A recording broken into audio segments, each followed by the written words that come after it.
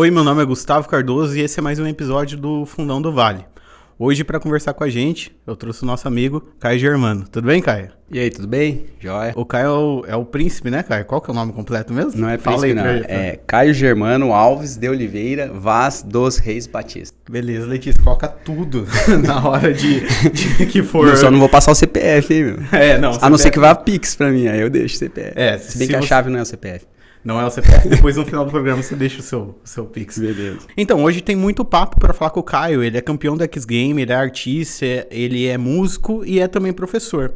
Você tem ensinado arte, né, Caio? Pintura, desenho e aí por diante. Mas antes disso, eu queria comentar que você tem uma parada de saber aprender as coisas, né? Você começou a lidar com isso lá na época dos esportes e tal, a gente já conversou bastante sobre isso, mas como é que é essa visão? Então, eu tive que criar métodos de aprendizado, porque o meu aprendizado ele funciona um pouco fora do padrão, né, da maioria das pessoas, porque eu tenho uma dificuldade grande de aprendizado, eu tenho dificuldade de foco, e aí eu tive que achar um meio de aprender, mas eu sempre gostei de aprender, de estudar, e aí... E isso é uma dificuldade? Assim, eu tive que aprender a aprender, né, cara? Então, eu tive que desenvolver um jeito, como que o meu cérebro consegue entender as coisas, né? Como é que ele consegue estudar, focar nas coisas. Porque, assim, a forma que as coisas são, né, a forma mais padrão de estudo, de aprendizado, de desenvolvimento, ele é um pouco diferente da forma que eu consigo aprender. Então... aí eu fui obrigado, porque eu sempre gostei de aprender, de estudar, mas eu sempre tive dificuldade com os métodos acadêmicos de escola, tudo. Então eu fui buscando um meio, né, como é que eu vou dizer assim, pra conseguir fazer o que eu gostava, que era aprender. Apesar de não ter sido um bom aluno na escola, eu gostava muito de estudar e de aprender, né. E a primeira atividade, você pode dizer, que você começou a aprender por conta, a desenvolver esse método, foi quando? Então, eu sempre fui um cara muito, assim, focado no que eu gostava, né? Sempre fui muito assim.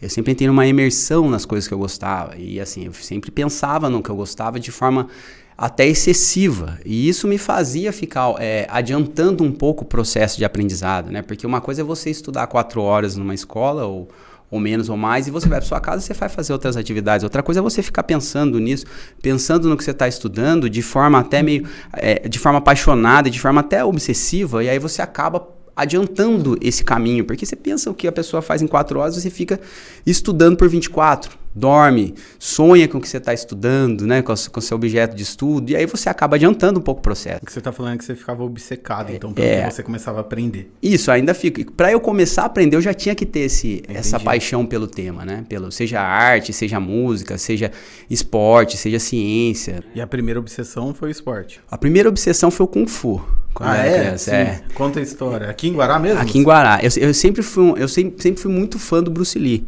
Sim. Quando eu assisti um filme chamado Operação Dragão, foi até na SBT, nossa, acho que era a sessão da noite. Era a última sessão que tinha. Eu era uma criança que não dormia de noite, ficava acordadão e Você lembra que idade você tinha? Eu lembro pelo lugar que eu morava. Eu morava em Piquete, eu devia ter uns 7 anos. Legal. E aí eu vi o Bruce Lee, eu fiquei, caramba, cara, esse cara aí, exatamente SBT, isso. Né? Eu acho, A época que a gente assistia as coisas na TV, não tinha internet, né? É Sessão das 10 era o nome.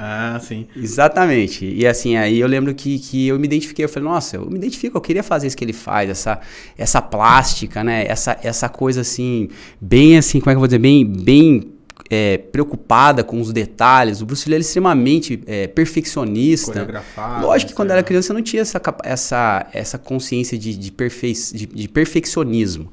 Eu sou um cara perfeccionista. Mas, inconscientemente, a criança vê aquilo ali, se identifica, e ela busca essas identificações. Quando é desde criança, ela sempre busca alguma coisa para se identificar. E eu me identifiquei com o Bruce Lee.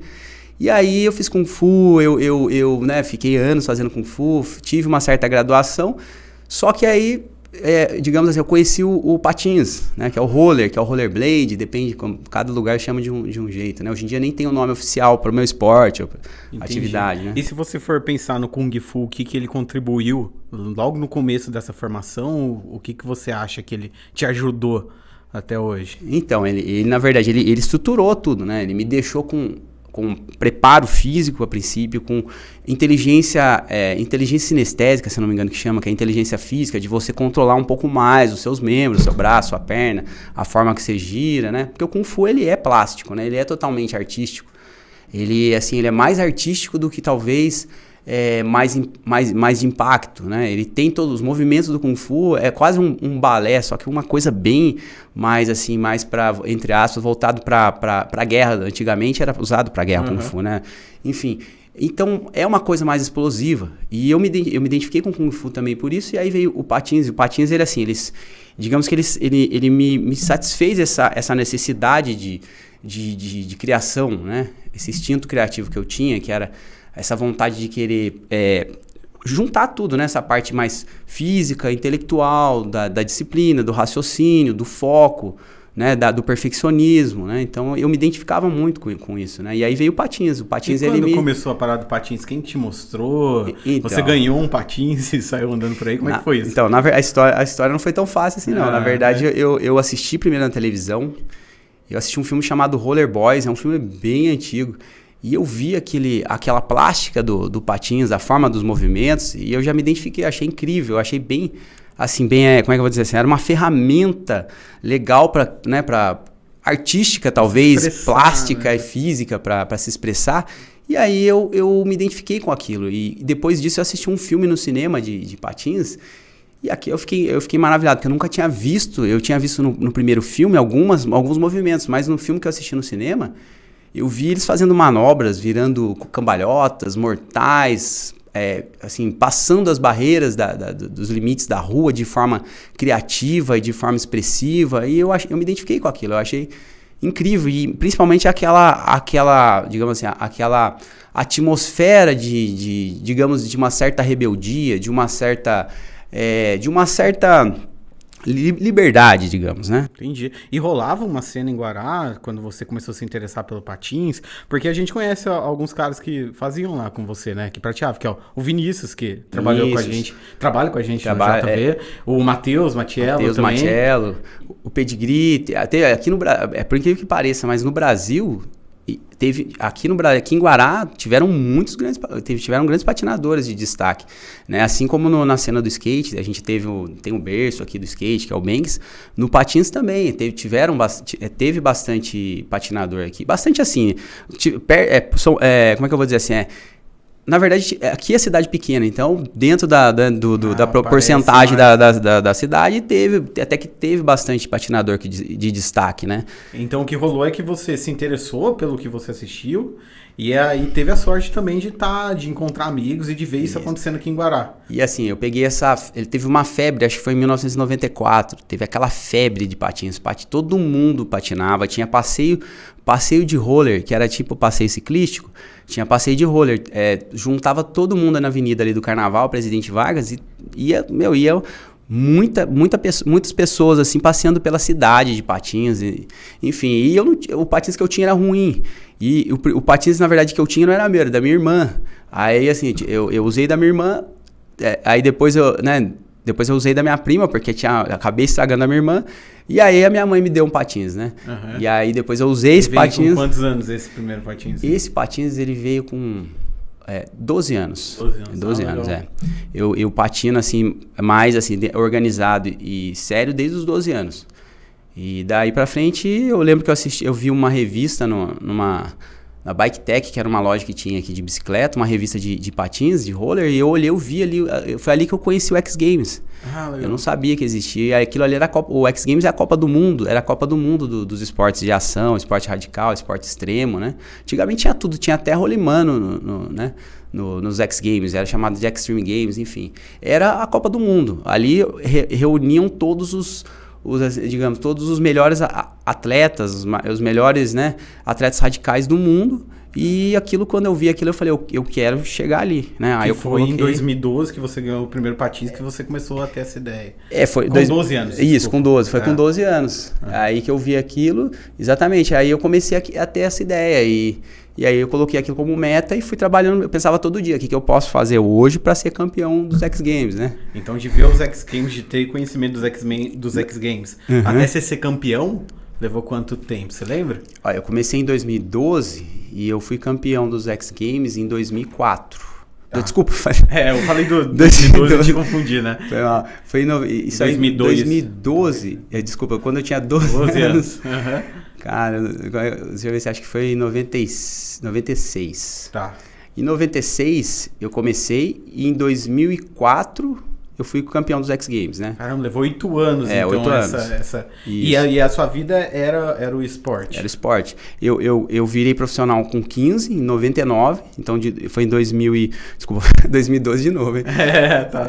Então foi em 96, aí em 99 eu virei profissional, em 99, é isso mesmo, em 2002...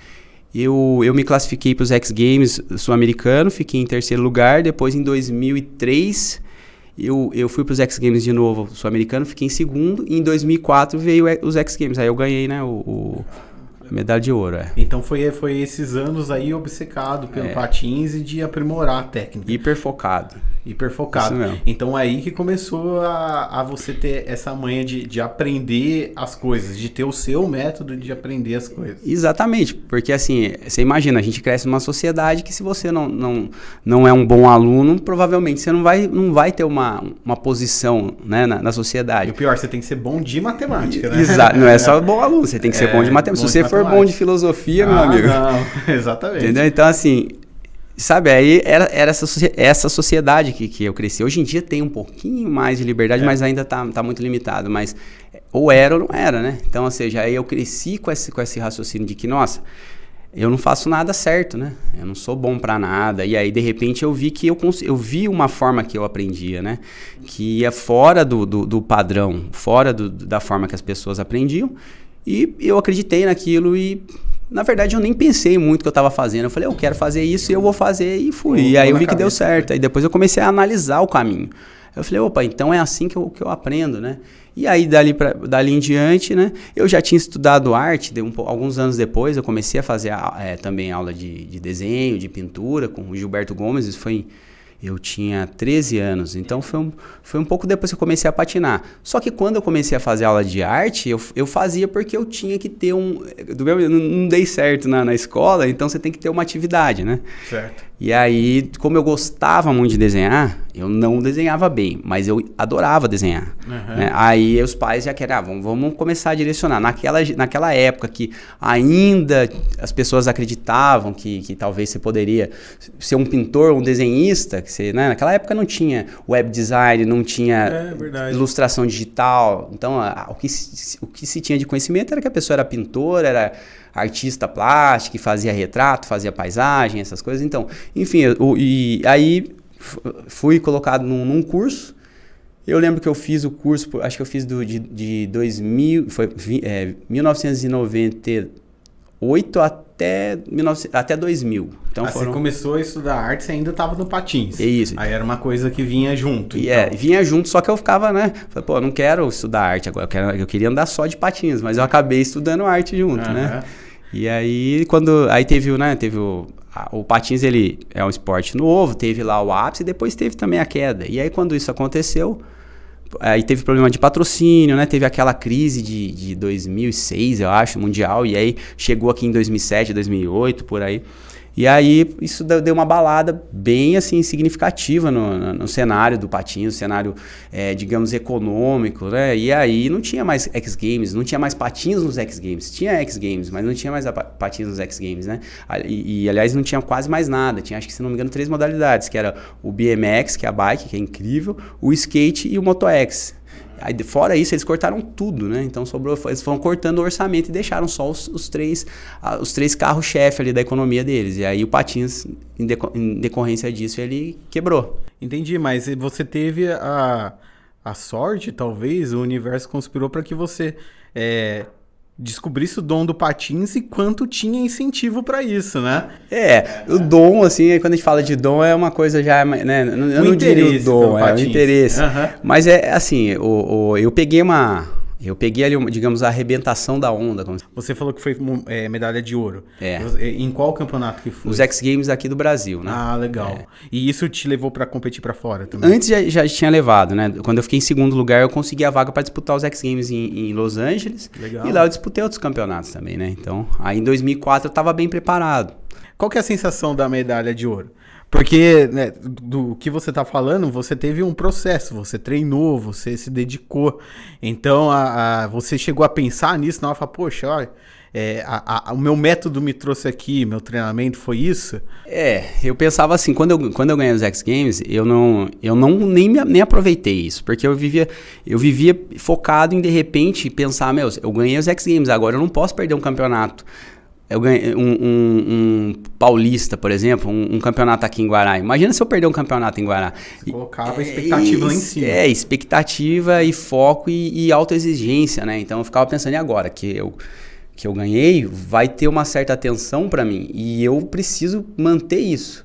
E aí eu ficava olhando, tipo, estudando os movimentos, né? As estratégias dos outros patinadores que eram destaque, que tinham chance de ganhar, e aí eu acabei não aproveitando isso, né? Então eu só fui aproveitar isso há pouco tempo, há alguns anos que eu falei, nossa, cara, isso é legal. Sim. Né? Mas assim, eu não consegui viver aquilo, né? Tanto que eu estava preocupado em conseguir melhorar, né? E você, por ser um cara desse estilo que você falou, você ter esse foco, né? Esse hiperfoco no que você tá fazendo, você deve ter ouvido muito as pessoas falarem da questão do talento, né? Ah, mas aí você tem talento, você famoso tem a facilidade, dom, o místico, você tem o dom. O mágico dom, né? O você presente do universo, isso. do cosmos, de Deus, né? Exatamente. O pessoal fala tudo isso, mas assim, é um mito, né? Assim, tem 3 fatores que fazem você fazer. São 2 fatores, mas são 3 fatores, mas você precisa ter 2 desses 3, tá? Tem um documentário que foi feito pela BBC de Londres, e chama What Makes a Genius, o que faz um gênio. Então eles tentaram primeiro mapear quais eram as características de um gênio, o que é considerado genial, né? Ou seja, alguma coisa que é feita de forma assim incrível que as pessoas chegam ao ponto de não entender como que conseguiu chegar àquilo. E aí eles mapearam 3 fatores, né? Que todo mundo já sabe, que é a genética, né? O outro, que é o meio, pessoa ser exposta a livros, ser exposta a ter uma facilidade de comprar um patins, ser filha, ser matriculada numa escola boa, né? Ter um pai professor, ter acesso a uma cheio cultura, educação. Isso, que a internet nos proporciona, né? Sim. E também ter a vontade, né? A pessoa quer aprender. Esses 3 fatores eles listaram como os fatores que desencadeavam na genialidade. Porém, eles chegaram à conclusão que desses 3, apenas 2 eram suficientes para você fazer as coisas de forma genial. Então, ou seja, você pode muito bem ter a genética, ser filho de um professor matemático, mas você ter nascido na roça. Você nem sabe quem que é seu pai. Você nasceu na roça da roça, você não tem acesso nem à luz, mas você olha as coisas e gosta de calcular as coisas. Você não sabe por que você gosta de organizar ali as ovelhas, né? Sei lá, né? Um exemplo. Você começa a gostar daquilo. Ou você não gosta e não faz nada. Vamos supor que você gosta. Aquilo, a sua genética, mais a sua vontade, faz você desenvolver alguma coisa de forma genial. Mas também tem mais outras 2 combinações, né? Tem também o meio e a vontade. Então, ou seja, você é filho de cozinheiro, mas você quer ser matemático. Uhum. Não que uma coisa seja diferente da outra, né? Mas assim, digamos que a genética do raciocínio das receitas, né, da culinária, elas não sejam aquela coisa da pessoa calcular, mas a pessoa nasce com essa vontade. Ela não é filha de professor, não é filha de matemático, mas ela olha para matemática e adora, e ela é matriculada numa escola de matemática, num Kumon, numa escola de matemática. Ela vai desenvolver também, se ela quiser, e se ela tiver acesso aos meios que favoreçam, ela vai desenvolver uma matemática de forma genial. Uhum. E tem um outro fator que é genética e... Eu falei, genética e meio. Sim. Eu falei, genética e meio, você não tem vontade nenhuma. Uhum. Mas você é filho de matemático, você nasce numa escola de matemática, você nasce cheio de livros de matemática, E não adianta, sua genética vai fazer você começar a entender os certos padrões e você vai começar a organizar seu aprendizado e você vai aprender. Só que você não quer, você não gosta, você quer ser, sei lá, caminhoneiro, entendeu? Mas mesmo assim você consegue desenvolver coisas de forma genial. Isso aí também, aí a pessoa fala, mas e a genética? E tal da genética? Pô, mas genética é a ciência, realmente é a ciência. Mas hoje em dia se fala chama plasticidade neuronal, que é a capacidade de você ficar aprendendo e repetindo. Sim. Repetindo. Quando você faz isso, como, por exemplo, estudo do piano, que você vê o pianista lá mexendo, cruza o braço, faz isso, faz aquilo, dá a expressão, tudo. O que ele faz ali antes é repetição antes, né? Ele fica quantas horas repetindo até a mão dele. Padrão ali daquela música. E aí ele começa a ficar com memória muscular, ele começa a ter um controle, digamos assim, um controle físico, um controle de coordenação que ele acaba, digamos assim, desenvolvendo bastante coordenação ao ponto dele nem olhar onde ele está tocando, certo? Quando você faz isso sem ser filho de pianista, quando você cansa de ficar fazendo exercício, você faz os seus neurônios criarem sinapses. E eles criam sinapses, não adianta. Isso é a plasticidade neuronal. É o exemplo que a gente tem que muita gente vivencia, você tá dirigindo e nem lembrar que tá dirigindo. Nem né? lembrar. Você faz aquilo tão automático que não só dirigir, como você também... A forma que você lê o trânsito, às vezes, é tão automática. Falei um monte de coisa, mas resumindo, é o seguinte... Você consegue alterar através da plasticidade neuronal a sua genética, digamos, suas sinapses, né? Isso é uma alteração, certo? Você consegue, se você tem acesso a uma escola com metodologia eficiente, eficaz, que realmente vê a forma que você aprende, às vezes se adapta àquilo, ou você não vai numa escola, mas você descobre uma forma de aprender e você vai atrás disso. E você, com a vontade de querer aprender, você aprende tudo. Né? A gente esquece que nós temos esse superpoder do aprendizado, né? Sim. O que nós temos que ter é um método, frequência e foco para poder absorver novos conhecimentos. E é tão legal que não importa a fase que você tá da vida, você ainda pode aprender. Sempre. A gente ainda tem essa capacidade, então é muito legal guardar isso. E foi aí que você gostava também de desenhar? E você usou todo esse foco e essa energia para cada vez mais conhecer técnicas. E agora você está trazendo, você ensina o que você conseguiu absorver durante esse processo, né? Exatamente. Então, assim, o Cortella, o filósofo, né, o Mário Sérgio Cortella, ele fala o seguinte... a pessoa chega e fala para ele, nossa, você tem o dom da palavra. Ele fala que ele fica, ao mesmo tempo... feliz, mas ao mesmo tempo ele sente uma certa ofensa. Para o Cortella escrever 42 livros, ele leu 10 mil livros. Né? Agora já deve ter lido mais e já deve ter escrito mais livros, certo? Mas assim, você já sabe que ele lê 10 mil livros, né? Como é que ele escreveu? Então todo mundo olha, nossa, o cara escreveu 42 mil livros, mas ninguém viu quantos anos ele passou, quantas horas ele passou naquilo. Ninguém enxerga a caminhada. Então fala que ele tem o dom da fala, mas assim, quantas vezes ele conta você assiste aí pelo YouTube, por exemplo, você vê, ele conta como foi difícil quando ele começou, que ele tinha medo, ele sentia receio de falar em público, tudo. E aí, sabe, a pessoa ela pega ver o recorte final e ela não entende. E tudo que a gente não entende, a gente transforma em místico, né? Isso é a característica do ser humano. O que a gente não vê, o que a gente não compreende, é místico, é sobrenatural. E o dom virou sobrenatural. Né? Então, ou seja, quando você entende esse mecanismo, você quebra esse paradigma e você aprende o que você quiser. Lógico, tem as limitações físicas. Se você, por exemplo, eu com a idade que eu tenho, eu não consigo agora, sei lá, de repente ganhar os outros X Games, entendeu? Entendi. Não dá, porque eu também não tenho mais aquele pique, a gente é um robô biológico que vai ter a carga, né, que a bateria vai acabando uma hora, de repente depois ela acaba uma hora, ela só acaba, né? Uma lesão, por exemplo, que é comum, né, entre quem faz esportes, hoje custaria muito mais caro, né? Você teve essas paradas? Nossa, tudo arrebentado. É mesmo? Joelho, sem ligamentos sem ligamento cruzado.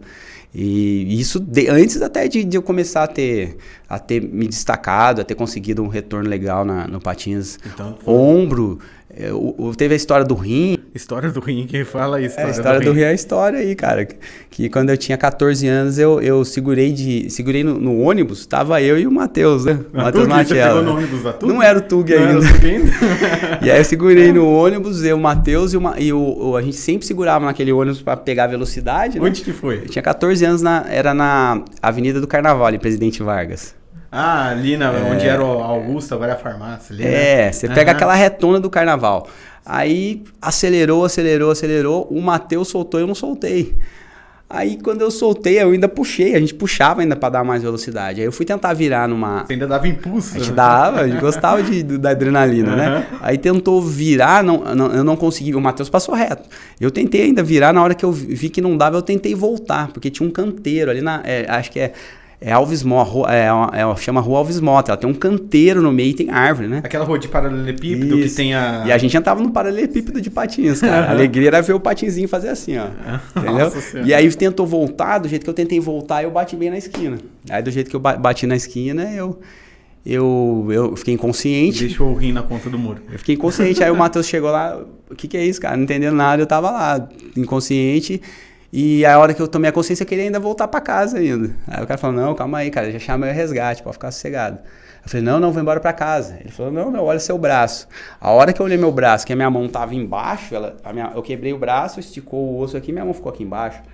Aí eu olhei aquilo e não entendi nada. Eu falei, meu Deus, me leva pro hospital, né? Nossa. E eu não sabia que eu tava com a hemorragia interna. Uhum.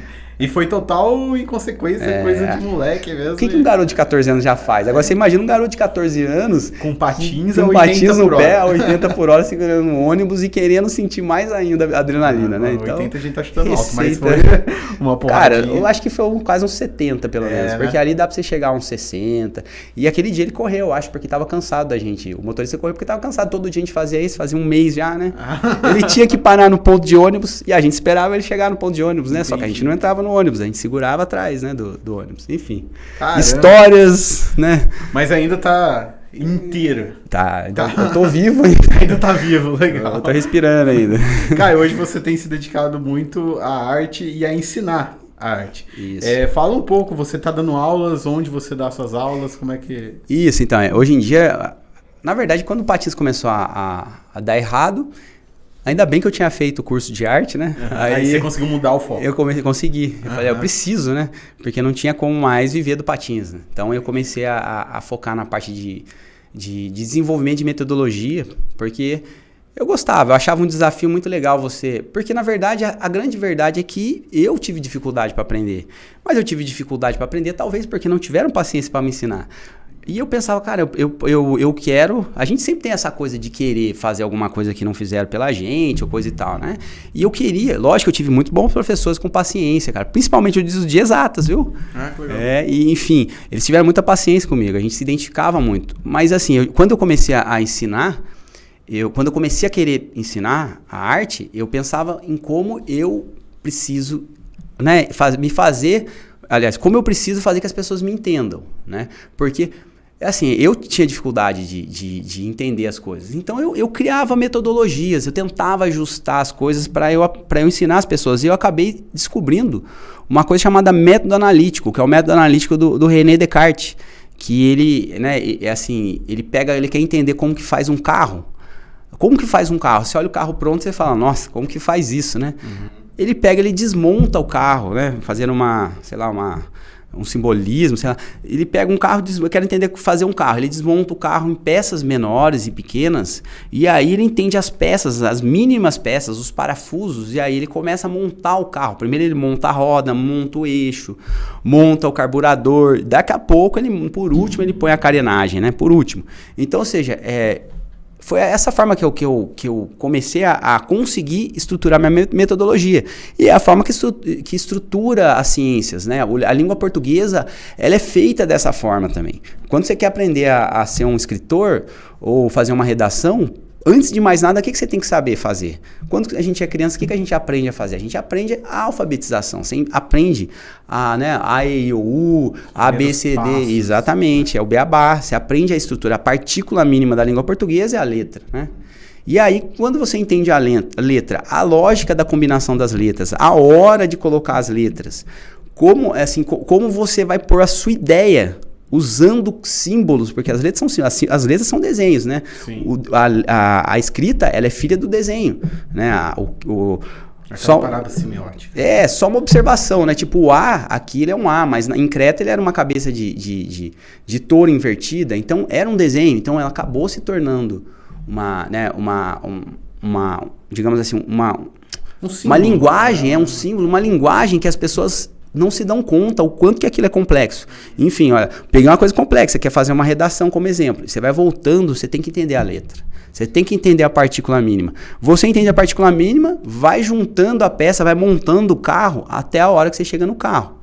A arte é a mesma coisa. A matemática é a mesma coisa. Você entende os números, depois você entende as operações, depois você vai complicando ela. O que a gente esquece de pensar às vezes é que o conhecimento ele é construído. Né? Nós temos que construir. E aí você vendo isso você não entende. Mas se você começar a destrinchar aquele conhecimento e ver como tudo foi construído, faz total sentido, né? Além do cientista que estudou ali pelo menos uns 40 anos, tem o Galileu que estudou há quantos séculos? Sim. Quanto conhecimento é estruturado? E é interessante, cara, você falar isso, porque você vê a arte talvez seja uma das primeiras manifestações do ser humano. Você vê as pinturas rupestres, você vê a Stonehenge, que são aquelas organizações de pedra organizada com padrão, e você vê, cara, a arte tem quantos anos já, né? Talvez a manifestação, né, pelo que dizem, eles dizem que a manifestação, a característica humana é a característica de enfeitar as coisas, de não deixar as coisas de forma naturais. Ele sempre quer organizar, padronizar, colocar um certo, né? E você vê, olha quanto tempo tem a arte. E a arte até hoje é difícil. Hoje em dia a arte, ela não tem... Cadê a metodologia da arte? Onde é que está a cartilha do Beabá? O caminho suave? É até difícil entender. Algumas pessoas têm dificuldade de entender o que é a arte, né? O que é a arte? Entendeu? É boa, sabe? Que a pessoa pensa assim, mas o que é arte? Aí a pessoa olha a arte de hoje em dia, ela fala, isso é arte? É aquela coisa, a gente está falando de um tema que, na verdade, na geração nossa, é muito subjetivo, que é a arte, né? Mas aí, voltando ao assunto lá da metodologia, tudo tem que ter uma metodologia. A arte é mais antiga ainda, e como que não tem uma metodologia? Aí a pessoa pensa, não, eu não aprendi, eu não tenho dom... Porque eu fiz lá um cursinho de desenho e não consegui pintar. Mas aí a metodologia do cursinho de desenho, como é que era? Ela também defendia essa coisa do dom, ou ela pegava o beabá e juntava e mostrava para você que você consegue se você tiver esforço e se você aproveitar a metodologia? Entendeu? Fora que uma metodologia, mesmo que ela seja estruturada, ela pode funcionar para você ou não, né? Tem isso também, Tem né? a parte da adaptação, né? Exatamente. Aliás, não tem uma metodologia só. Claro. Eu acho, na minha opinião, que tem várias outras metodologias. Você pode também aprender de trás para frente também.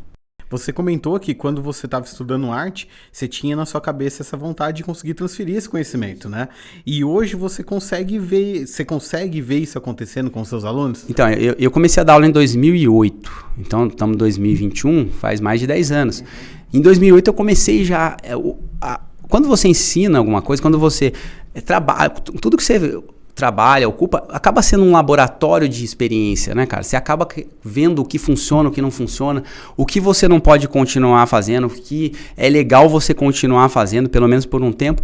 Quando você começa a desenvolver a metodologia, e não tem um livro didático, como um caminho suave lá da matemática, eu acho, a gente não tem um livro didático de arte. Tem várias coisas fragmentadas em francês, em espanhol, em inglês. Hoje em dia tem um pouco aqui no Brasil, mas era muito raro. Não tinha isso quando eu comecei. E eu tive que fazer destrinchar o carro para entender, para ensinar. Quando você quando você tem um lugar que você dá aula, um ateliê, você vê o que funciona e o que não funciona. E se você quer realmente melhorar e fazendo o seu método ficar mais eficaz, você tira algumas peças, acrescenta outras e você fica naquele processo de foco de querer melhorar aquilo. E quando você descobre, né, que certas coisas são mais funcionais, você acaba colocando aquilo e você acaba descobrindo que todo mundo consegue aprender quando quer. E quando você fornece uma metodologia, pelo menos honesta, não diria uma metodologia perfeita, mas honesta, que quer dizer o quê? Que hoje errar, mas amanhã eu vou ficar pensando, será que isso aqui deu certo mesmo para fulano? Melhor melhorar, entendeu? A minha metodologia, eu busco ficar melhorando ela e me adaptando. É porque é método científico, né? Não é crença. Exatamente. Você tá vendo acontecer, pegando os dados, Isso, entendendo. exatamente isso, cara. Conhecimento de campo de batalha. Exatamente. Tem, né? De observação, eles chamam de conhecimento empírico.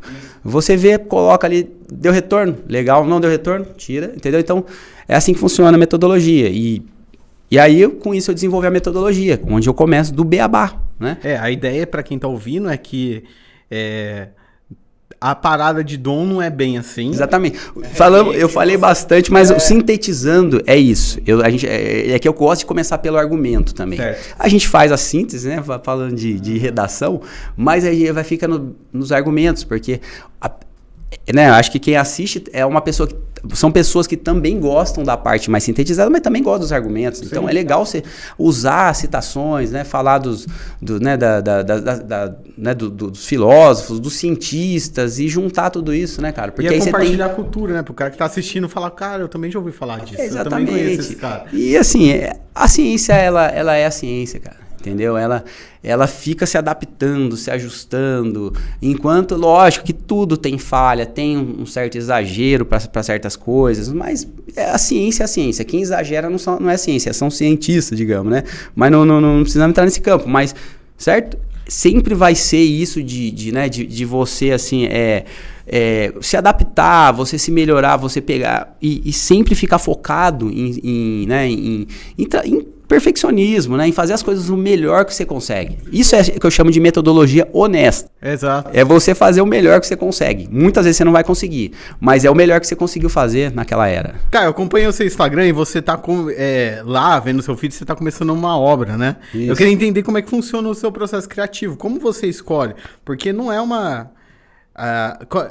dependendo do tipo de pintura, do que você está fazendo, é um processo que leva ali meses, muito tempo, né?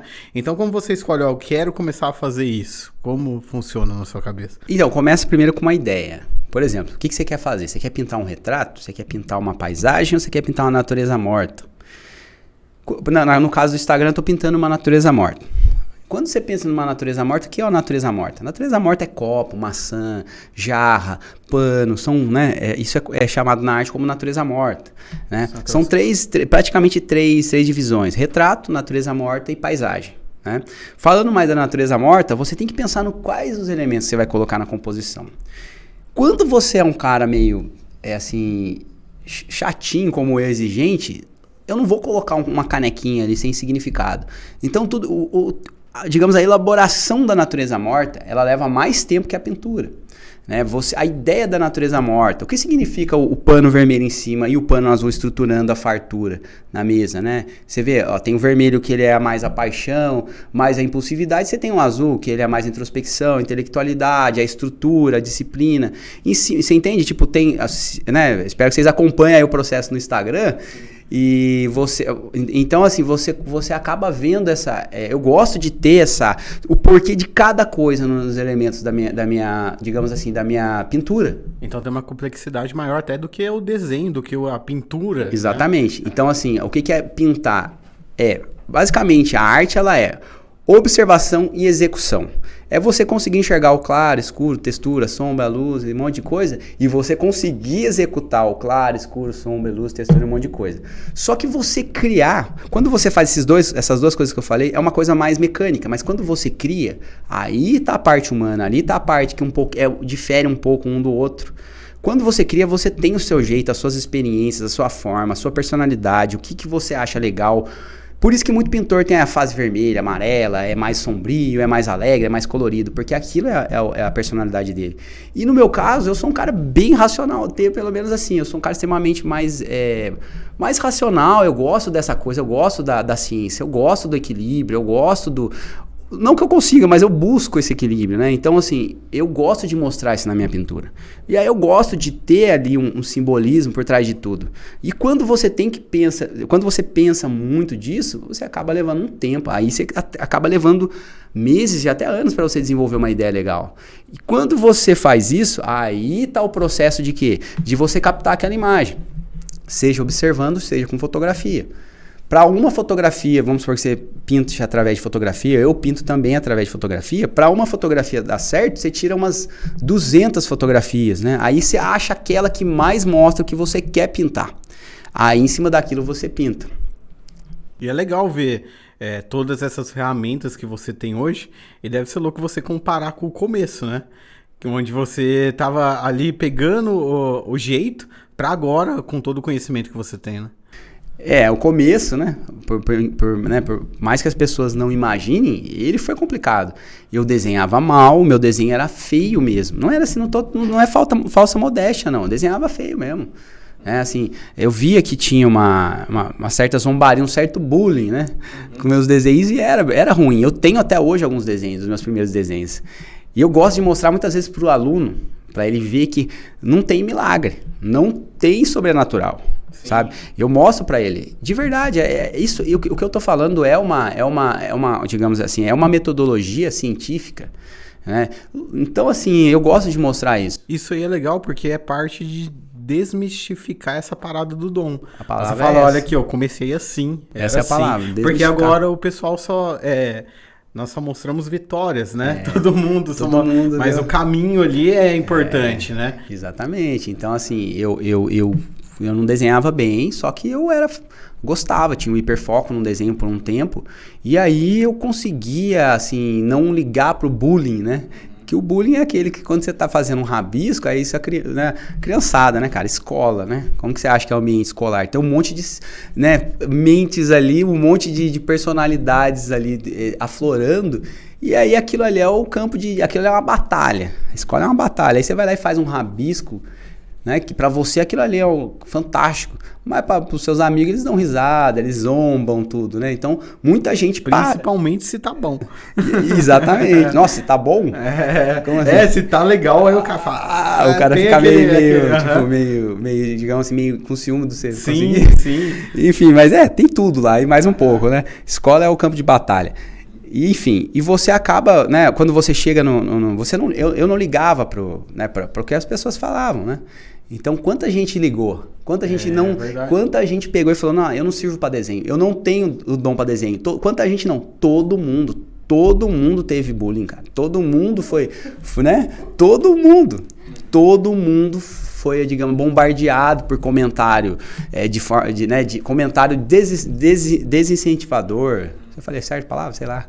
Como comentário desmotivador, isso. Quanta gente foi bombardeada por comentário desmotivador. A vida inteira a gente vive assim, cara. Então, só que eu tava no meu hiperfoco, eu não liguei. Aí eu consegui aprender, né? Mas não foi milagroso, sabe? Eu consegui aprender assim, mas com madrugadas e madrugadas, tentando imaginar o que é o ponto de fogo, o que é a linha do horizonte, o que é a perspectiva de 3 pontos, por que distorce 3 dimensões. Eu falei agora uma linguagem meio mais técnica, mas assim, eu virei madrugadas e até hoje eu faço isso para tentar resolver, né, solucionar os enigmas da vida, seja aprendizado, seja para fazer arte, seja no convívio. Então, assim, é muito fácil falar que é um dom, né? É um mito, né? É um misticismo, mas não é dom, né? Não é dom, é esforço. E as pessoas que te procuram hoje querendo aprender do zero ou aprofundar os conhecimentos dela dentro da arte e tal, que motivo leva alguém a querer aprender artes, desenhar, pintar, vendo os seus alunos? O que você acha que leva eles a te procurar? Então, são vários fatores, né? Pode ser da parte, vamos falar de alguns, né? A parte acadêmica, às vezes a pessoa quer passar numa prova específica de arquitetura, né? Às vezes ela quer desenvolver, ela quer fazer belas artes, alguma coisa assim, e aí ela acaba procurando. Tem a parte de terapia, que a arte é uma ótima ocupação, né? Ela desenvolve aquilo que a gente falou da plasticidade neuronal, ela faz você criar sinapses. Hoje em dia se fala que isso talvez seja um dos maiores remédios contra a depressão e tudo mais, que é a criação de sinapses. Enfim, e também ela trabalha nessa parte também de a pessoa gostar. Eu Sim. quero aprender arte, eu queria tocar piano, o sonho meu é tocar piano, né? Isso são basicamente 3, né? Inclusive quem quiser aprender desenho, arte, eu estou dando aula ali no Fazendo Arte, aqui em Guará, e no Espaço Alecrim também. E só me procurar, só entrar em contato com eles, tá? Fazendo arte, Espaço Alecrim e o seu Tem arroba do Instagram. O meu Instagram, putz, acho que é Caio Germano, underline, é Caio, underline, Germano, underline Caio. Assessora de imprensa do Caio tá passando aqui o canal pra ele. A Edmara foi minha aluna, minha namorada, minha aluna. Ah, é? Edmara, eu acompanhei já um pouco do talento que ela tem, né? Edmara. É um milagre, é gênio, só que não, a gente viu o caminho, né? Ela é a prova viva também. E a Edmara também compartilha arte no seu Instagram, né? Qual que é o Instagram da Edmara? Edmara Monteiro, eu não vou nem tentar pronunciar. Então a Letícia vai colocar o arroba da Edmara também, que foi uma aluna do Caio. E agora estão juntos aí. Legal. Eu gosto de falar que sobre os profissionais, que a pessoa que estuda demais, ela se afasta da forma simples de dividir as coisas, né? Eu acho que é importante, quanto mais ela se gradua, quanto mais ela aprende, eu acho que o mais importante é ela saber também falar a língua dos outros, né? Pessoal, fechando aqui mais um episódio do nosso podcast Fundão do Vale. Caio, obrigado pelo papo. Tem algum recado final que você gostaria de falar aí? Eu que agradeço a oportunidade. E é isso, né? Acho que a pessoa tem que sempre quebrar esse paradigma do dom, né? Esse misticismo, essa coisa mágica, fantasmagórica aí do dom. E tem que começar a realmente ver. Eu tenho acesso à informação, né? Por quê? Porque tem a internet, né? Lógico que você precisa de prática, mas faz o que você consegue aí dentro do meio que você tem acesso e coloca a sua vontade nisso. Esquece da genética, porque a uma hora a genética vai começar a criar sinapse, você vai começar a desenvolver o que você quiser bem. Tá? A primeira coisa é isso. E o recado para quem também sabe muito, é legal dividir, né? A pessoa que tem muito conhecimento, ela chega a um nível tão alto que ela acaba não falando a língua mais das pessoas, e é legal ela chegar num nível intelectual alto, mas é legal ela sempre dividir ali o que ela sabe, porque senão não serve para quê, né, cara? O que a gente é na sociedade se a gente não contribui com o meio que a gente vive, né? Todo mundo é problemático, todo mundo tem seus problemas, mas, cara, pelo menos se a gente conseguir dividir ali e conseguir, né, querer ser, não é uma, digamos, não é uma filosofia de alegria, de amor, não, é filosofia de legal, cara, é prazer, dá prazer você dividir, e você vê, e assim, eu tenho prazer de quebrar o paradigma de que tudo era um dom, porque eu cresci numa família onde tudo era dom. Então, na verdade, talvez por isso que eu tô aqui falando disso, levantando, né? Essa bandeira. Legal. Não existe dom. Boa. Trabalhe, estude e tenha vontade e procure os meios, as escolas certas, né? Fazer o que você pode com o que você tem. Exatamente. Exato. Bom, valeu. Obrigado. Beleza, Caio? Beleza. Até o próximo episódio. Valeu. Valeu.